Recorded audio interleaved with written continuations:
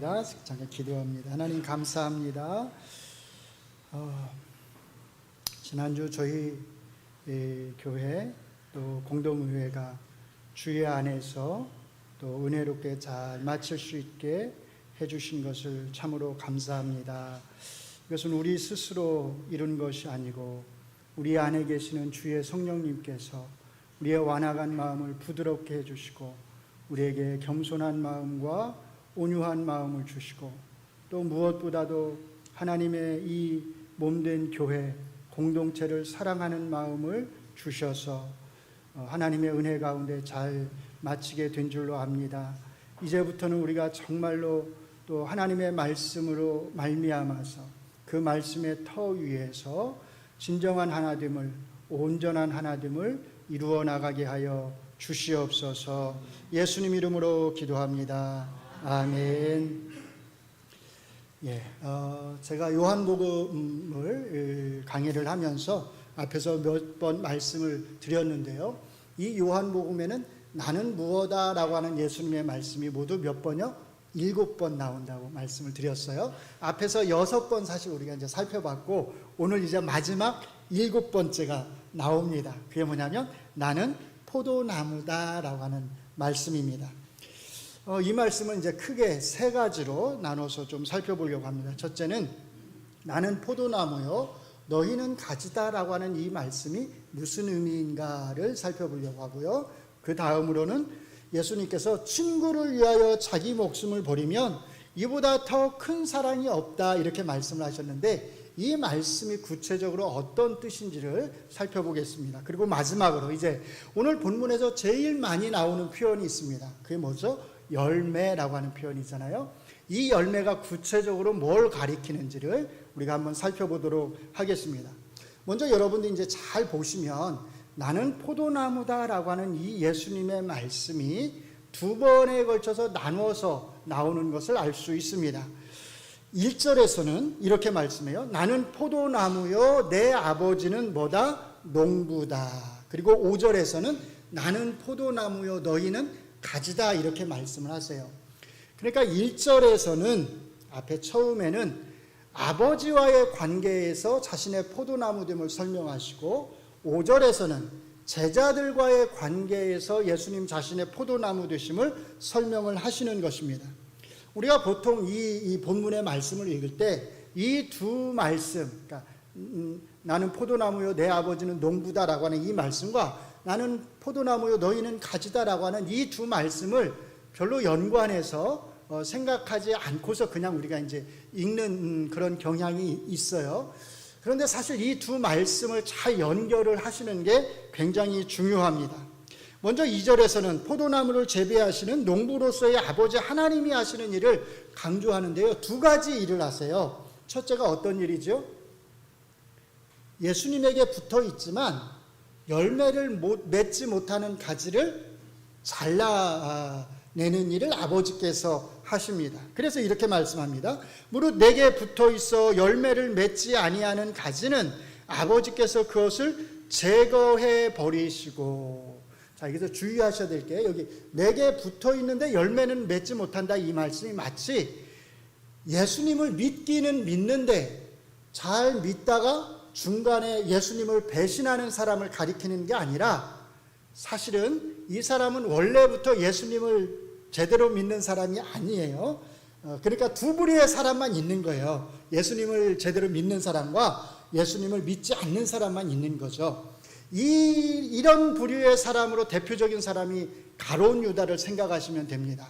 가룟 유다. 그런데 가룟 유다는 예수님을 잘 구주로 믿다가 배신한 사람이 아니라 가룟 유다에 대해서 뭐라고 예수님이 말씀하시냐면 가룟 유다는 처음부터 내게 속하지 않았다라고 말씀을 하시잖아요.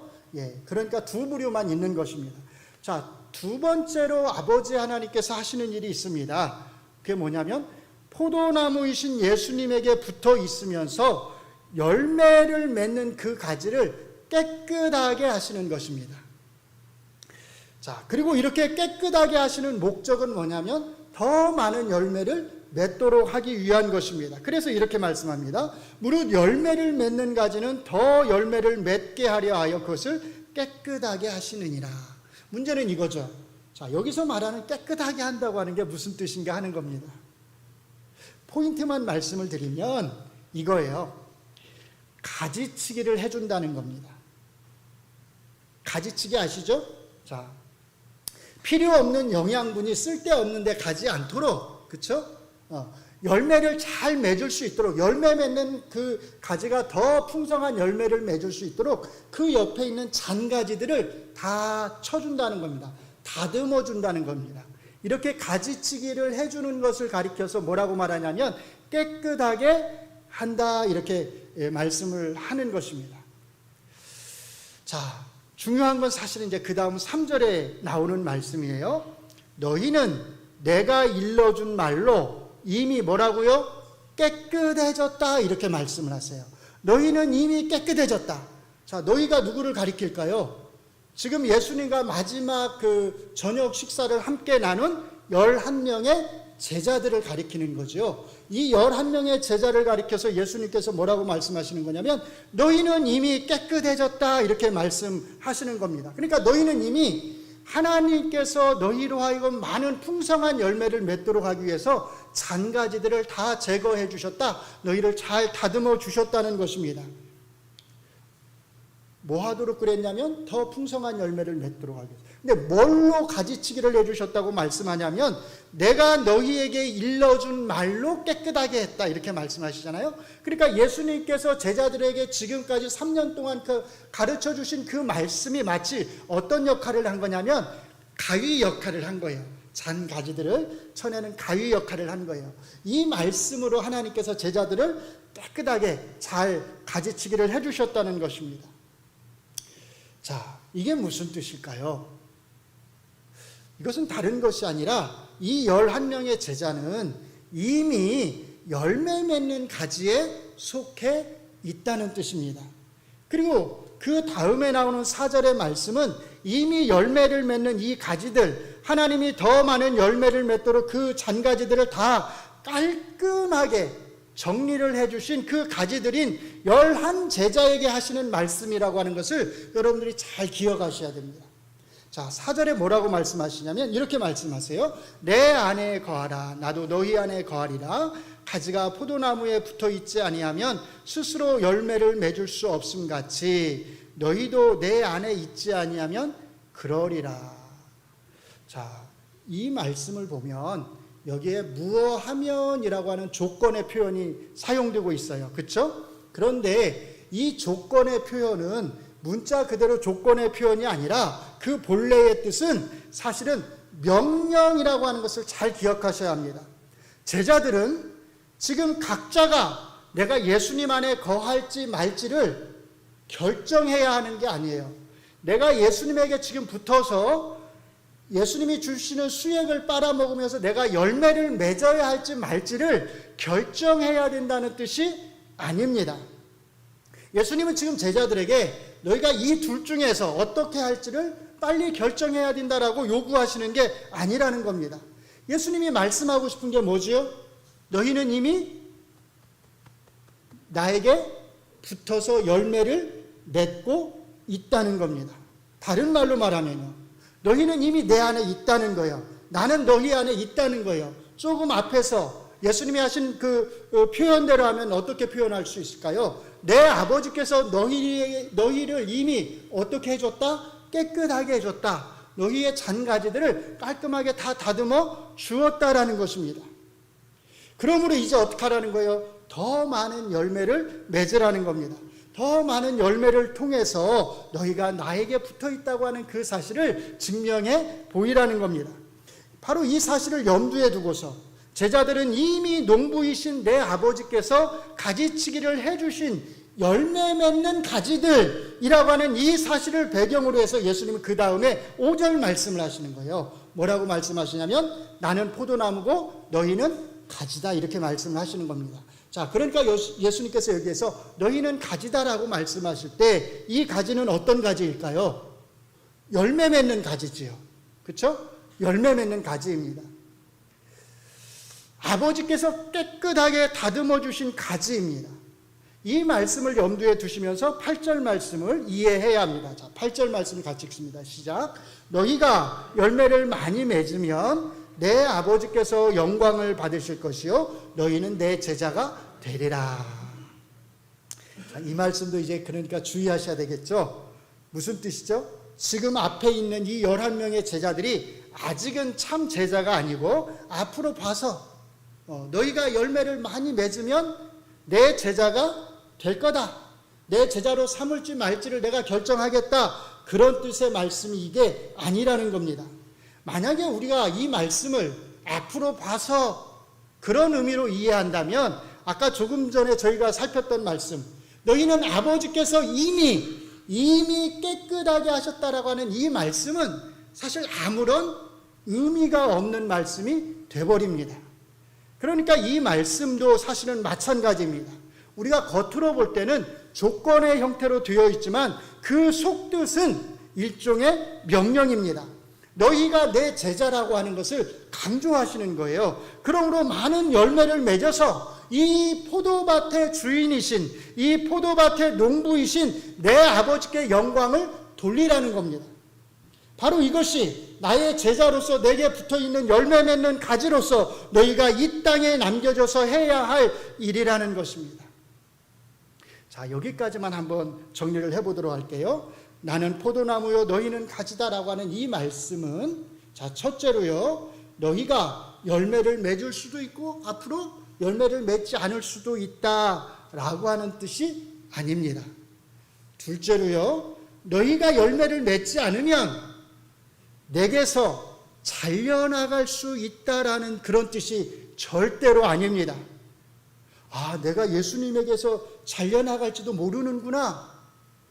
이런 불안감을 주기 위해서, 제자들에게 예수님께서 이런 불안한 마음을 주기 위해서 지금 이 말씀을 하시는 게 아니라는 겁니다. 너희는 이미 내게 붙어 있어서 내가 공급해주는 수액을 풍성히 먹고 있고 열매를 맺고 있고 앞으로 더 풍성한 열매를 맺어야 한다 라고 하는 당위의 말씀, 격려의 말씀을 사실은 제자들에게 하시는 것입니다. 이것을 잘 기억하시면서 그 다음에 이 말씀이, 이 사실이, 자, 예수님께서 하시는 말씀, 친구를 위하여 죽는 죽음이 가장 큰 사랑이다라고 하는 13절로 15절에 나오는 이 말씀과 어떻게 연결되고 있는지를 잘 주목해 보시기 바랍니다. 13절로 15절에서 예수님은 친구를 위해서 죽는 죽음이 가장 큰 사랑이라고 말씀을 하세요. 자, 그런데 좀 이상하지 않나요? 조금 이상하지 않나요? 정말일까요? 정말로 친구를 위해서 죽는 죽음이 가장 큰 사랑일까요? 여러분들은 어떻게 생각을 하시나요? 이 말씀을 읽으면서 한 번도 이 말씀에 대해서 의문을 가져본 적이 없나요? 100% 예수님의 말씀에, 이 말씀에 항상 동의를 하셨나요? 물론 예수님이 하신 말씀이니까 당연히 맞지요, 이렇게 생각하실 수도 있어요. 그런데 저는 예전에 이 말씀을 읽을 때마다 솔직히 말씀을 드리면 잘 이해가 안 됐어요. 아니, 왜 친구지? 왜 친구를 위해 죽는 게 가장 큰 사랑이라고 예수님이 말씀을 하시는 거지? 왜 친구일까? 왜 원수가 아닐까? 제가 생각할 때는 원수를 위해서 죽는 것이 더 큰 사랑처럼 생각되는데 예수님은 원수가 아니라 친구를 위해서 죽는 죽음이 가장 큰 사랑이래요. 자, 한번 물어볼게요. 자, 원수를 위해서 대신 죽는 사랑이 더 크다, 아니면 친구를 위해서 죽는 사랑이 더 크다? 여러분은 왼편입니까? 오른편입니까? 제 질문이 사실은 잘못된 질문이에요.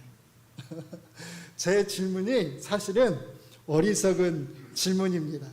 왜냐하면 예수님은 사실 여기에서 지금 어떤 사람이 원수를 위해서 죽었을 때와 어떤 사람이 친구를 위해서 죽었을 때 이 둘 중에 어떤 사랑이 더 큰 사랑이냐, 이걸 비교해서 말씀하려는 게 아닙니다.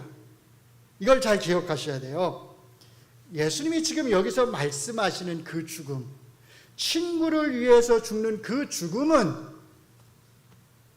예수님 자신이 죽으시는 그 죽음을 가리켜서 하시는 말씀입니다. 조금 있으면 있게 될 그 십자가 위에서 죽으시는 예수님 자신의 그 죽음을 가리켜서 친구를 위해 죽는 죽음이 가장 큰 사랑이다라고 지금 말씀을 하시는 겁니다. 그래서 이것을 잘 기억하셔야 됩니다. 예수님은 13절에서 사람이 친구를 위하여 자기 목숨을 버리면 이보다 더 큰 사랑이 없다라고 주정을 하시고요. 그 다음에 이게 무슨 말씀인지를 14절과 15절에서 설명을 하세요. 14절을 보시면 너희는 내가 명하는 대로 행하면 나의 친구다 이렇게 말씀을 하세요. 너희는 내가 명하는 대로 행하면 내 친구다. 자, 이것도 주의하셔야 돼요. 그러면 지금은 친구가 아니라는 걸까요? 앞으로 너희가 행하는 걸 봐서 내 말대로 행하면 친구고 행하지 않으면 친구가 아니다. 지금 이렇게 말씀을 하시는 걸까요? 그게 아닙니다. 제자들은 이미 예수님의 친구예요. 14절에서 이걸 예수님이 아주 분명하게 말씀하십니다. 자, 14절을 같이 한번 읽어보겠습니다. 시작. 이제부터는 너희를 종이라 하지 아니하리니 종은 주인이 하는 것을 알지 못함이라 너희를 뭐라고요? 친구라 하였노니 내가 내 아버지께 들은 것을 다 너희에게 알게 하였음이라. 제자들은 뭐라고요? 이미 예수님의 친구라는 거예요. 친구. 예수님과 제자들은 친구 관계라는 겁니다. 그리고 예수님이 제자들을 친구다 이렇게 부르시는 이유는 딱 하나예요. 그게 뭐냐면 예수님 자신의 비밀을 제자들이 공유하고 있다는 겁니다. 예수님 자신이 하나님께로부터 받은 그 말씀을 예수님이 다른 사람들하고는 공유하지 않는데 누구하고요? 제자들과 나누셨다는 겁니다. 종과 친구의 차이가 뭐지요? 종에게는 비밀을 말하지 않습니다. 주인이 종에게 찾아가서 야, 사실은 나에게 이런 비밀이 있어. 나에게 이런 고민이 있어. 나는 앞으로 이렇게 하고 싶어. 내 꿈은 앞으로 이거야. 이런 얘기들을 하지 않는다는 거예요. 누구한테 하죠? 친구한테 하죠. 친구에게는 내 속마음을 다 스스럼 없이 다 털어놓습니다. 내가 뭘 고민하고 있는지, 내가 뭐가 되고 싶은지 내 속마음을 다 털어서 이야기하는 게 그게 친구입니다. 그래서 친구 사이에는 숨김이 없습니다. 그게 진정한 친구의 모습입니다. 그게 종과 친구의 차이입니다. 자, 여기에 종 대신에 원수를 넣으셔도 좋습니다. 원수에게는 비밀을 이야기하지 않아요. 원수에게는 찾아가서 나 이런 속마음이 있어라고 그렇게 털어놓지 않습니다. 원수를 위해서 대신 죽을 수 있을지는 모르지만 그 원수에게 내가 가지고 있는 그 속마음들을 함께 나누지는 털어놓지는 않는다는 겁니다. 그러니까 예수님이 지금 제자들을 향해서 너희는 내 친구다라고 이렇게 말씀하실 때 그 중요한 포인트는 이거예요. 예수님이 자기의 속 비밀을 누구와? 제자들과 나누셨다는 겁니다. 하나님 아버지에게서 받은 그 말씀을, 하나님의 말씀들을 제자들하고만 함께 공유하고 있다는 겁니다. 그래서 이렇게 말씀하시는 겁니다. 내가 아버지께 들은 것을 다 빠짐없이 너희에게 알게 하였다. 바로 이런 의미에서 제자들은 예수님의 친구라는 겁니다. 이게 무슨 의미일까요? 바로 이 친구들, 예수님이 가지신 그 비밀, 그 하나님의 말씀을 함께 공유하고 있는 이 제자들을 위해서 예수님이 죽으신다는 겁니다. 이게 중요합니다.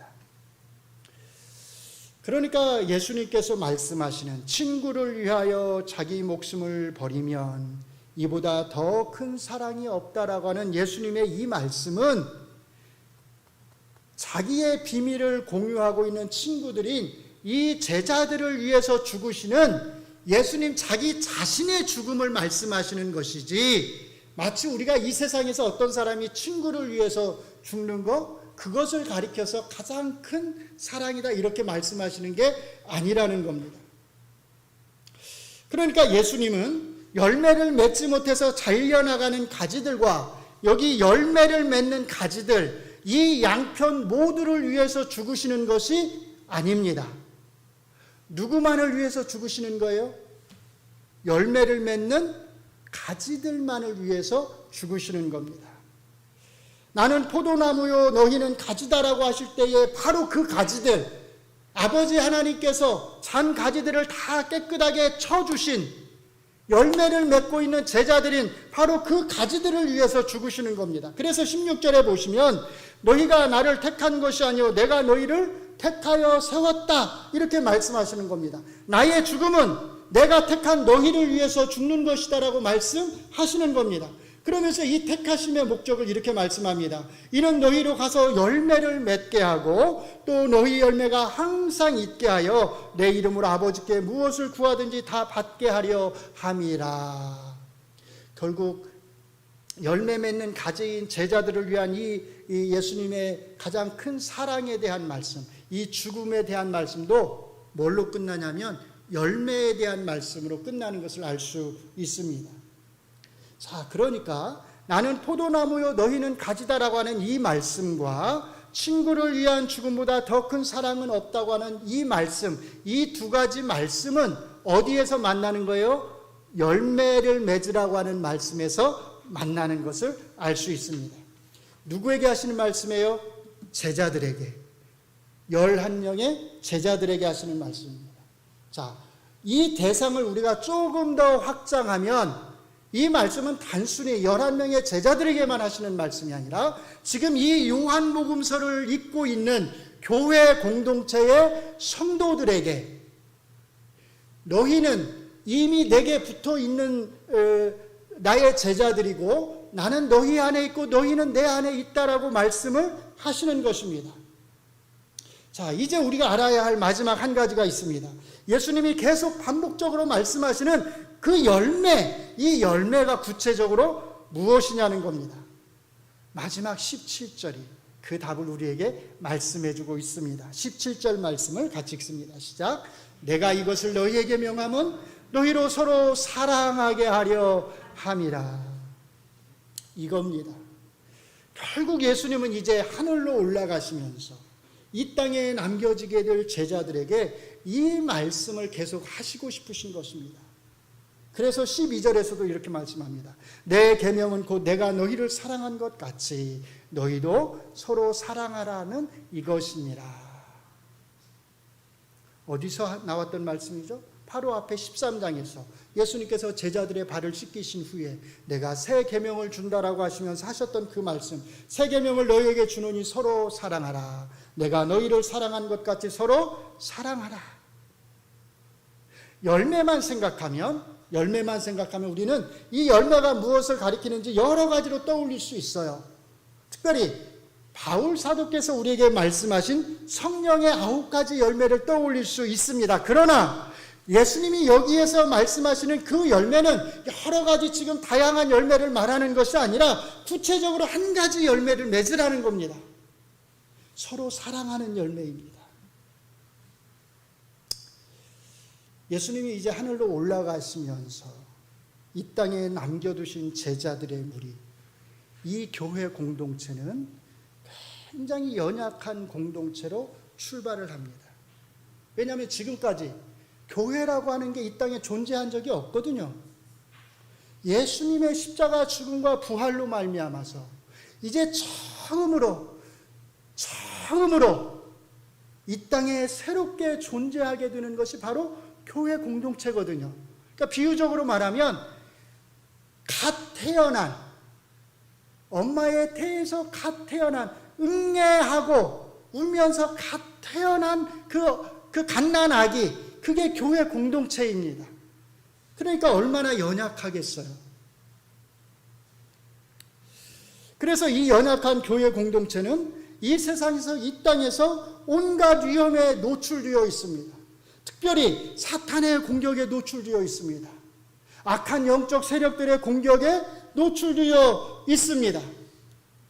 그런데요, 예수님이 이 약한 공동체인 교회 공동체가 그럼에도 불구하고 지금 처음으로 이 땅에서 생겨나지만 그럼에도 불구하고 이 땅에서 이 교회 공동체가 사라지지 않고 견고하게 악한 사탄의 세력과 맞서서 싸우면서 예수님이 다시 오시는 그날까지 이 땅에 존재할 수 있는 한 가지 방법, 그 한 가지 비결을 지금 제자들에게 알려주시는 것입니다. 그게 뭐예요? 그게 예수님의 사랑입니다. 예수님의 사랑을 남겨두시고 예수님은 떠나시는 겁니다. 이 사랑을 통해서 이 땅에서 처음 존재하게 되는 교회 공동체가 주님 다시 오시는 그날까지 무너지지 않고 이 땅에 존재할 수 있다는 것입니다. 우리가 잠을 자는 사이에 사탄은 몰래 우리 가운데 들어와서 우리들 사이에 불화의 씨앗을 뿌리고 갑니다. 우리가 어떻게 이 불화의 씨앗들을 제거할 수 있을까요? 우리가 어떻게 사탄이 우리 가운데 뿌려놓고 가는 이 다툼의 씨앗들이 자라지 못하도록 할 수 있을까요? 사랑입니다. 예수님이 나 같은 죄인을 용서하셨다고 하는 그 예수님의 사랑, 나 같은 죄인을 위해서 예수님이 나를 친구로 삼으셔서 나를 위해서 십자가에서 죽으시는 그 가장 큰 사랑, 이 땅의 그 어떤 사랑과도 비교할 수 없는 그 사랑을 누굴 위해서요? 나를 위해서 예수님이 보여주셨다고 하는 바로 그 사랑을 생각하면서 우리가 서로 용서하고 서로 사랑하면서 이 땅에서 살아가는 것입니다. 그래서 용서한다고 하는 것은 상대방의 잘못을 그냥 참고 지나가는 것이 아닙니다. 그런데 안타깝게도 많은 분들이 그냥 용서를 이런 식으로 생각하는 경향이 있습니다. 그래서 하고 싶은 말은 많은데 그냥 마음에 담아두고 그냥 참고 넘어갑니다. 그런데 이게 문제가 뭐가 있을까요? 문제만 생기면 자꾸 이제 과거의 것들을 자꾸 소환한다는 겁니다. 관계가 좋을 때는 괜찮은데 또 관계가 나빠지면 그 사람이 과거에 나에게 어떻게 했는지, 나를 어떻게 해코지했는지, 내 마음을 어떻게 아프게 했는지 등등을 자꾸만 반복해서 문제가 있을 때마다 과거의 이야기를 꺼낸다는 겁니다. 이것은 용서가 아니죠. 이것은 사랑이 아니죠. 이것은 불화의 씨앗을 제거한 게 아닙니다. 여전히 불화의 씨앗은 내 마음속 저 깊은 곳에 남아있는 것입니다. 사랑하는 성도 여러분, 정말로 용서하시기 바랍니다. 용서하는 척하는 것이 아니라 정말로 용서하시기 바랍니다. 그래서 이제는 완전히 잊혀진 과거로 만드시기 바랍니다. 다시는 내 입에서 그 사람의 과거 잘못을 꺼내지 않도록 하시기 바랍니다. 용서했는데요. 정말로 용서했는데 왜 자꾸만 과거의 것들을 불러낼 필요가 있겠습니까? 사탄은 우리가 잠자는 사이에 오해의 씨앗을 뿌려놓고 갑니다. 그래서 누가 나에게 한 행동에 대해서 온갖 오해를 하게 만듭니다. 근데 이제 문제가 뭐냐면요. 한번 이렇게 오해를 하게 되면 이것에 대해서 이제 집에 가서 혼자 깊이 생각을 합니다. 왜 그렇게 내게 행동했지? 왜 그렇게 내게 말했지? 등등에 대해서 이제 온갖 상상을 하게 되는 거예요. 그러다 보면 이 풍부한 상상력을 통해서 이 거짓이, 이 오해가 뭐가 되죠? 진실이 됩니다. 참이 됩니다. 그래서 이 거짓이 너무 딱 맞는, 모든 스토리가 너무 딱 맞아 들어가서 부정할 수 없는 진실이 되어버립니다. 그래서 아무리 그게 아니라고 설명을 해도요, 믿지를 않아요. 오해를 풀지를 않습니다. 제가 좀 이렇게 말씀을 드려도 된다면, 저는 누구보다도 많이 이것에 대한 경험을 가지고 있습니다. 우리 교회에선 전혀 없고 저쪽 교회에서. 그래서 제가 생각한 게 있어요. 상상력이 풍부한 분들이 오해를 많이 하는구나. 그리고 이걸 완전히 잘 짜맞추시는구나. 그래서 이렇게 설명을 하잖아요. 2시간, 한 3시간 설명을 하고 나면 목사님 제가 오해를 했네요. 이렇게 하고 돌아갔어요. 근데 집에 돌아가잖아요. 그러면 아무리 생각해도 내가 짜맞춘 이 스토리가 맞거든요. 그래서 어떻게 생각하냐면 목사님이 변명을 하시는 게 아닐까, 이제 또 이렇게 갑니다. 오해가 풀린 거예요, 안 풀린 거예요? 안 풀려요. 절대 안 풀립니다.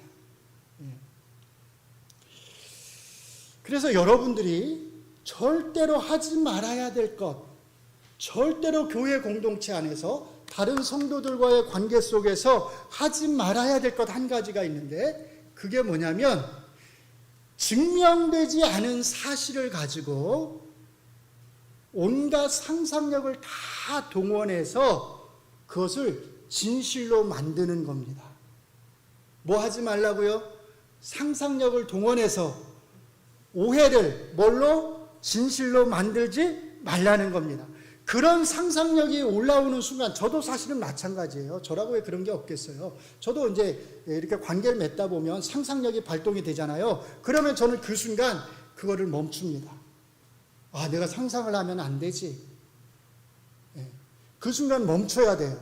이게 절제가 안 되면 그 오해가 진실이 되거든요. 차라리 어떻게 하시는 게 좋냐면, 그게 계속 신경이 쓰이시면 찾아가셔서 그냥 직접, 나한테 이렇게 말을 했는데, 이렇게 행동을 했는데 왜 그런 것인지를 그냥 직접 말씀을 하시는 게 훨씬 좋습니다. 그래야 좋은 관계를 맺어갈 수가 있어요. 자, 온갖 상상력을 동원해서 거짓을 진실로 만드는 것, 이것은 사탄이 하나님께서 세우신 이 연약한 교회 공동체를 파괴하기 위한 사탄의 술책이라고 하는 것을 잘 기억하시기 바랍니다. 또 사탄은 우리가 잠자는 사이에 의심의 씨앗을 뿌려놓고 갑니다. 그래서 서로가 의심하게 만듭니다. 저 사람이 저렇게 행동하는 데는 분명히 뭔가 다른 의도가 있다고 생각을 합니다. 저 장로님이, 저 권사님이, 저 집사님이 저렇게 행동하고 말을 하는 데는 교회를 위해서가 아니라 자기 욕심이 있어서 그렇게 행동한다고 생각을 합니다. 상대방의 진심을 믿으려 하지 않습니다. 상대방이 아무리 진심으로 속마음을 솔직하게 털어놓아도 그 진심을 있는 그대로 받아들이려고 하지를 않습니다. 내가 생각하는 것, 내가 말하는 것은 다 교회를 위한 일이지만 저 사람이 말하는 것, 저 사람이 행동하는 것은 교회를 위한 게 아니라 뭔가 좋지 않은 의도가 있어서, 뭔가 자기의 욕심을 채우기 위해서, 뭔가 자기의 유익을 위해서 지금 저렇게 말하고 행동한다는 겁니다. 어떤 책인지는 제가 잘 기억이 안 나는데, 어떤 책에 보니까 사탄은요, 우리 머릿속에 의심의 똬리를 틀고서 앉아있다, 이렇게 말을 하더라고요. 똬리란 말 아시죠? 뱀이 이렇게 감고 있는 거, 몸을 감고 있는 거잖아요. 자, 이렇게 머릿속에 의심의 똬리가 틀고서 앉아있는 그 사람에게는 절대로 진심이라는 게 통하지를 않습니다. 왜 그럴까요? 무슨 말을 해도, 내가 무슨 말을 해도, 어떤 진심을 가지고 다가가도 그 모든 것을 다 의심부터 하기 때문입니다. 그래서 사탄이 교회 공동체를 무너뜨릴 때 가장 효과적으로 사용하는 방법 중에 하나가 서로를 의심하게 만드는 겁니다. 서로를 불신하게 만드는 것이고요, 서로에 대한 믿음이 사라지게 만드는 것입니다. 자, 그러니까 서로의 진심을 의심하면서 저 사람을 신뢰하지 않고 저 사람을 믿지 못하는 그 공동체가 어떻게 바르게 이 땅에서 세워져 갈 수 있겠습니까? 그것은 불가능하지요. 그래서 우리가 해야 될 일 중에 하나가 뭐냐면, 우리의 머릿속에 틀어져 있는 이 의심의 똬리를 어떻게 해야 돼요? 다 제거하는 것입니다. 다 없애야 하는 것입니다. 사탄이 우리 가운데 뿌리고 다니는 이 모든 씨앗들, 불화의 씨앗, 오해의 씨앗, 의심의 씨앗 등등을 우리가 다 무효화시키는 것, 이 씨앗들이 열매를 맺지 못하고 그 자리에서 그냥 다 말라 죽게 만드는 것, 그게 뭐예요? 그게 사랑이라는 겁니다. 사랑보다 강한 불화는 없습니다. 사랑보다 강한 오해도 없습니다. 사랑보다 강한 의심도 없습니다. 그러므로 우리 공동체 안에 사랑의 열매가 많이 맺히면 맺힐수록 불화의 씨앗은 뿌려질 자리가 없어집니다. 우리가 서로를 더 많이 사랑하면 할수록 우리 안에서 오해의 씨앗이, 의심의 씨앗이 뿌려질 자리가 점점 더 없어지는 것입니다. 사랑하는 성도 여러분, 예수 그리스도께서 피로 값주고 사신 이 교회 공동체를 무너뜨리려고 하는 이 사탄의 온갖 술책과 관계를 전부 다 무력화시키기 위해서 예수님이 이 교회 안에, 이 교회 공동체 안에 남겨두고 올라가신 그 가장 강력한 무기가 사랑이라고 하는 사실을 잘 기억하시기 바랍니다. 예수님이 우리를 친구로 삼아서 목숨을 버리셨듯이 우리가 서로 사랑한다면 사탄이 아무리 많은 불화의 씨앗을 우리 공동체 안에 뿌리고 다닌다 할지라도, 아무리 많은 오해와 의심의 씨앗들을 이 공동체 안에 뿌린다 할지라도 그 모든 씨앗들이 아무런 소용이 없습니다. 헛수고입니다. 헛일을 한 것입니다. 우리 동작중앙교회 공동체가 사탄이 헛수고를 하게 하는 그런 공동체가 되기를 원합니다. 사탄의 입에서 여기에는 내가 아무리 애쓰고 힘써서 많은 불화의 씨앗을 뿌려도 내가 다 헛일을 했구나, 내가 지금까지 한 일들이 다 헛수고였구나, 이렇게 말할 수 있는, 이런 말이 나올 수 있는 그런 공동체가 되기를 바랍니다. 우리가 이런 교회 공동체를 이룰 때 하나님께서 영광을 받으실 것입니다. 너희가 열매를 많이 맺으면 내 아버지께서 영광을 받으실 것이요. 그렇죠? 하나님께는 영광을 올려드리고, 그리고 우리에게는 예수님의 기쁨이 충만할 것입니다. 내가 이것을 너희에게 이르면 내 기쁨이 너희 안에 있어 너희 기쁨을 충만하게 하려 함이라. 그러므로 우리 교회 공동체 안에서 더 풍성한 예수님의 사랑의 열매가 맺힐 수 있도록 여러분 모두가, 우리 모두가 함께 기도하며 노력할 수 있기를 주의 이름으로 축원합니다. 기도하겠습니다. 우리같이 부족한 것들을 종일 수밖에 없는 우리를 더 이상 종이라 부르지 아니하시고 친구라 불러주셔서 예수님에게 딱 붙어있게 하셔서 예수님이 주시는 그 수액을 우리가 받아 먹으면서 열매 맺는 가지로 이 땅에 존재하게 하심을 감사합니다. 예수님께서 우리를 구원하셔서 이 교회 공동체 안으로 불러주심을 감사합니다. 이제 이 땅에서 우리가 예수님의 그 사랑을 가지고 사탄의 약한 영적 세력들과 싸워서 이기기를 원합니다. 사탄이 우리 교회 공동체 안에 뿌리는 그 모든 불신의 씨앗들을, 그 의심의 씨앗들을 우리가 다 말라 죽이기를 원합니다. 주의 성령께서 우리 마음을 주장하여 주셔서 우리의 마음을 변화시켜 주시고 우리가 더 거룩한 모습으로, 하나님 기뻐하시는 모습으로 살아가게 하여 주시옵소서. 그리하여서 하나님께는 영광이요 하나님의 몸된 교회에는 큰 기쁨이 충만하게 하여 주시옵소서. 예수님 이름으로 기도합니다. 아멘.